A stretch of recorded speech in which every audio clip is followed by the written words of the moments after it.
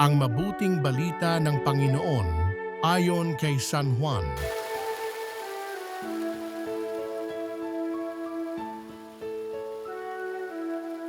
Noong panahong iyon, malakas na sinabi ni Jesus, "Ang nananalig sa akin ay hindi lamang sa akin nananalig, kundi pati sa nagsugo sa akin, at ang nakakita sa akin ay nakakita sa Kanya."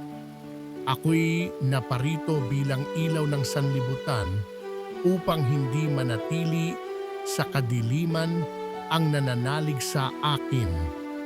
Kung mapakinggan nino man ang aking mga salita, ngunit hindi niya tuparin ito, hindi ko siya hahatulan. Sapagkat naparito ako, hindi upang hatulan ang sanlibutan, kundi upang iligtas ito. May hahatol sa sino mang magtakwil sa akin at hindi tumanggap sa aking mga salita. Ang salitang ipinahayag ko ang hahatol sa kanya sa huling araw.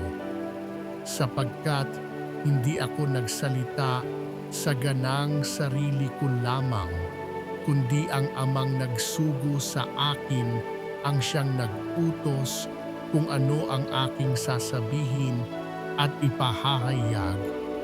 At alam kong ang kanyang utos ay nagbibigay ng buhay na walang hanggan, kaya't ipinasasabi ng Ama ang siya kong sinasabi.